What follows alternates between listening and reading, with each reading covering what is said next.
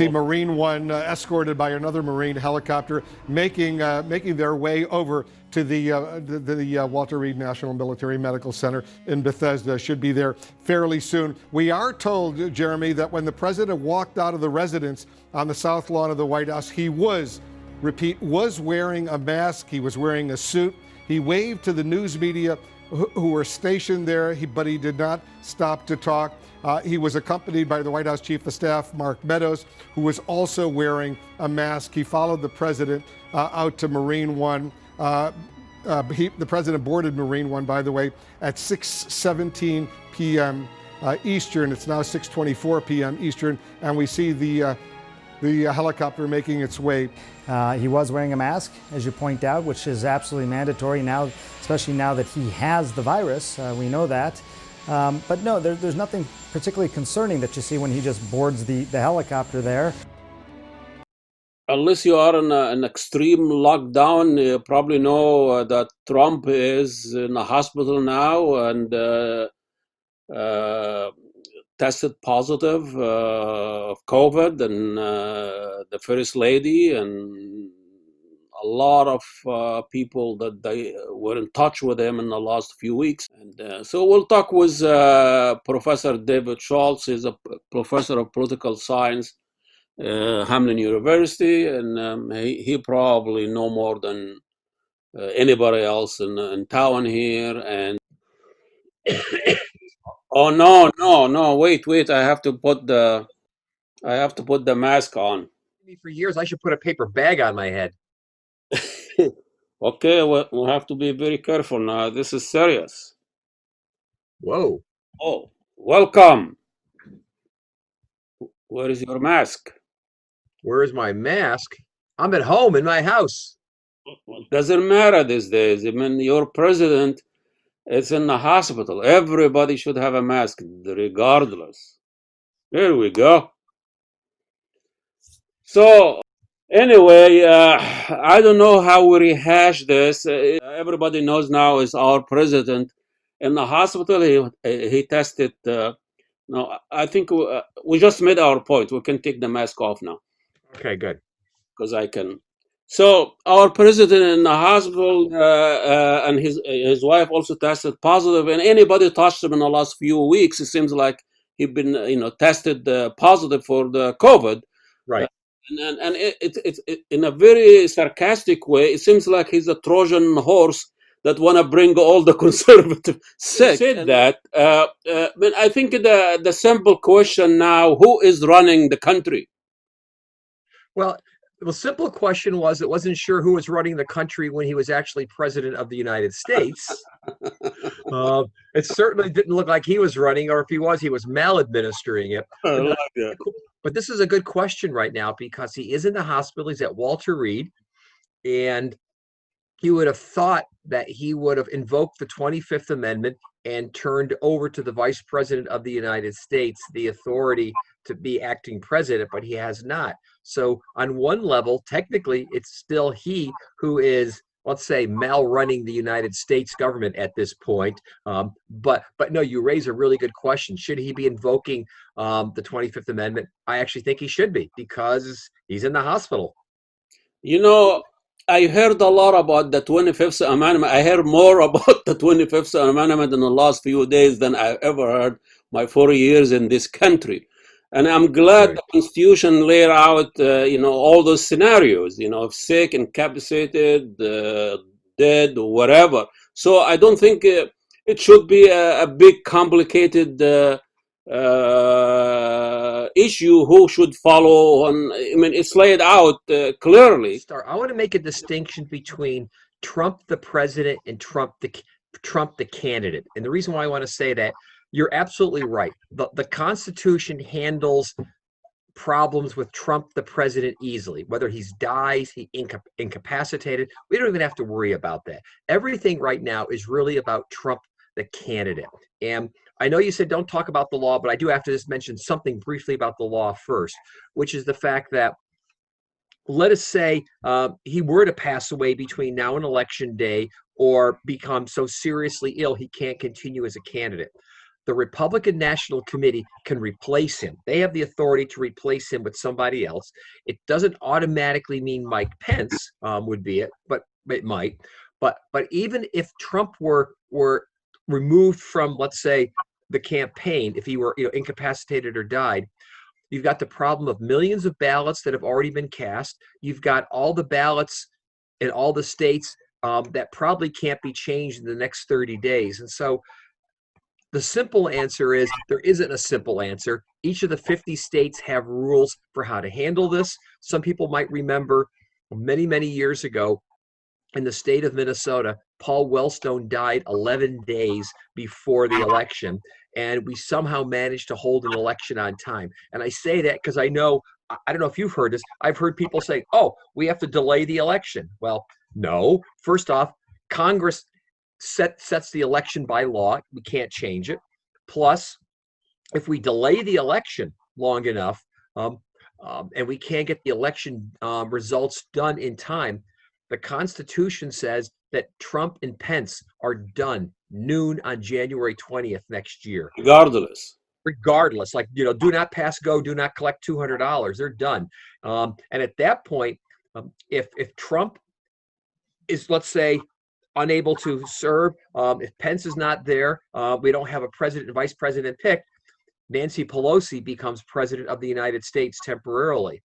So I first mentioned the fact we got some practicalities, but now let's think about strategy here. Is that Trump has been effective doing the in-person rallies, getting people excited and apparently infected also during his rallies. Take that away from him, he's probably far less effective as a candidate and less infective, I guess I should say, as a candidate too. And so we're down now to where, at least for a couple of weeks, he's not going to be doing rallies. Biden's not doing rallies.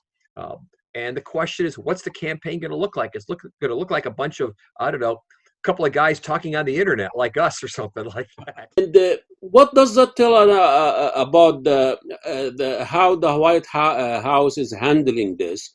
And it seems like, resemble a little bit the Arab dictators where their health is a top secret and they usually secretly go to Europe or Soviet Union to be treated. Nobody knows what's going on. And, unless of bits and pieces, they are controlling the news about Trump and the man who's running the country. And I think if we're going to vote for this guy, and if we voted for this guy, and he is his hand on nuclear or about whatever, we should know exactly what is going on with his health. Right. Yeah. I agree with you. I was going to say, I'm drawing the parallels here, as you did, to places like Algeria recently and a few other countries where we sort of knew for years that the rulers were, the leaders were not exactly, playing with a full deck. But yeah, it would be nice. I mean, that we have real reports. Like I heard on the radio today, the radio stations are doing hour by hour updates on the president's health. Well, they're not updates. We never had the president for the last 3 years releasing his medical examination records in the way previous presidents have. Here, I suspect we're not going to have that information either. So we can't really judge. Is the president really in command, in control of his, faculties? I mean, I'm going to push it further. One of my friends years ago said we should not only require the presidents to release the results of their medical tests. He said once we ought to require presidents to release the results of their IQ tests, which more important. It's right. So I would kind of like to see both of those from Donald Trump myself. Well, good luck with that.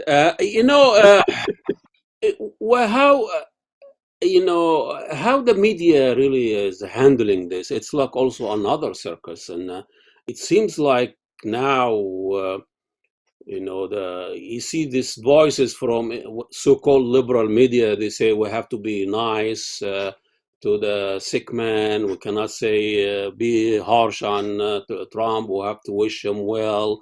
And now everybody this is their gravy train for so-called liberal media that were, making all this rating about Trump, show and That's right. MNSN and all us. It was their show every morning or every day or every night.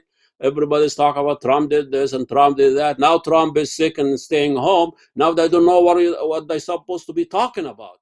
Yeah, no, this is really interesting. You're right, because think about how the media, mainstream media, has been addicted to Donald Trump for 4 years. I pointed out that during the 2016 campaign, corporate media in America gave Donald Trump $5 billion in free coverage. Why? Because he made them far more money in return. And during the last 4 years, even though they have heavily criticized him, a lot of the mainstream media, let's say the MSNBCs of the world, they've made a ton of money off of him also. So now what do? They can't report his daily tweets. So now they're going to try to make money off of him by what? The hourly Trump death watch or health watch or something like that. Let's talk about how the world reaction to this. It seems like we're becoming the laughing stock of the world. What's the ramification about our foreign policy and foreign relationship with Europe? People even in so-called shithole countries now are making fun of America. You're right. I was going to say it's pretty embarrassing to be an American citizen trying to defend American democracy right now. I mean, we seem to be a pretty cheesy democracy even before that, in terms of what the gap between the rich and the poor, the let's say the racial segregation of voting, voter suppression, and so forth. But this election now just seems to be a comedy of errors. And for anybody who watched the so-called debate the other night, earlier end of September, it had nothing to do with being a debate. It was really, in many ways, watching. I thought about it. It looked like the Three Stooges, Larry, Curly, and Moe, kind of sort of, fighting it out or something like that. I'm not sure who Moe was or something like that, but we look in some sense like the countries that we used to like to criticize. And I say that because we don't even have Donald Trump criticizing those countries anymore, because he doesn't seem to care about democracy, whether it's abroad or at home. As far as there was an issue facing the Democratic Party and Biden campaign, how do you debate a clown? Yeah. People were saying, we don't use mockery that much. We're taking it very serious. And as someone say, if you argue with a fool, he drag you down and beat you with his experience. And that seems like what's going on. But the Egyptians were really a master of political mockery, but it works in Egypt, but it will not work here, because using political mockery, you have to suffer. You have to have a clear dictator like in Egypt, and also the country has to have a history of oppression and suffering and all of that. And most of Americans did not go through this. Right, correct. We have our shopping malls and iPhones. We haven't really suffered like the Egyptian and Algerian and people in South America. So we don't have that sense of humor and mockery that use political mockery. But I think we should learn from the Egyptians. Political mockery in Egypt now with El Sisi is giving him degrading names. Yeah. And I know every dictator came to Egypt was named. Abdel Nasser was a catastrophe. Sadat was yes man or traitor, or Mubarak was Lavashkari, the laughing cow. But Sisi has about 50 different names in his short, Balaha, the Pim, the Awad, which is every week and every month he has a new name, and that is driving him crazy. He goes and arrests people who mention things on social media. So tell us a little bit about the role of political mockery in American politics. There's been a history of political satire and mockery, and it actually has been pretty good over time. I was going to say Trump actually has mastered it fairly well. Remember, 4 years ago, he referred to Hillary Clinton as what? Crooked Hillary, or this election he was referring to what, Sleepy Joe, or I think he might have tried Crooked Joe for a while too, but I'm not sure if that stuck. But we actually have had a pretty good history of satire, and I think a lot of that satire now has moved to the social media in terms of memes and a variety of other things. But you're right, there is this sense in which right now, I'm going to come back to something you were talking about before, where now we seem to be saying we've got to be sober and serious because the president's in the hospital, even though there's almost no good reason to justify that, because what? He's never been sober and serious with the American public, and he's making no bones about the fact that he's going to keep going after what, Sleepy Joe or Crooked Joe or Slow Joe, whatever he's calling him, or something like that. So it's, again, coming back to a theme from before, yet again, I think the Democrats are disarming themselves when they have an opportunity here to do something and really seal the deal. I feel like they're almost coasting or thinking that they don't have to do anything for a couple of weeks, and that's not a good sign. Isn't that the mistake that Hillary done? She was 20 points ahead, and she thought she didn't have to do a whole lot, and then all of a sudden, Yep. that wiped off. Yeah. Well, in her last 2 weeks of her campaign, she decided to run off to places like Arizona and Texas to campaign when there was no indication that she could win Arizona or Texas. I mean, she also, even during the general campaign, I actually did some research on this 4 years ago. She made more fundraising trips than she made campaign appearances. And partly why Donald Trump beat her, he did what? He made more campaign appearances. If campaigning means anything, he just out-campaigned her. And she kind of like what? She ran out the clock in a football game. Any prediction what's going to happen? That's not the business you're in. Well, let's see. My father used to say, if I could really foretell the future, I should tell him where the horses are going to come in at the racetrack and do something useful.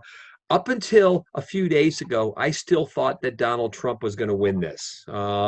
I think now the advantage is slipping to Biden simply because Trump can't campaign in person, and B, one of the things that Trump, I think, was effectively using was questioning Biden's health, that he's not up for the job. I think he's lost the ability to bring that up. So I actually think in the last few days, at least for now, it's shifting towards Joe Biden. But we still have a full 30 days to go as the time of the taping of this show. What if he came out of this alive or strong, and he said, "Well, I'm a Superman. I survived this," and become like what happened in Johnson in England. Now everybody, look how this guy is survived COVID. He can survive anything. But thank you so much again. I appreciate. I know you're busy and you give us the time, Professor David Schultz, Professor of Political Science at Hamline University, and he is at home now, safe and sound, and we'll be talking soon. Good. All right. Talk to you, and thanks to your audience. See you later.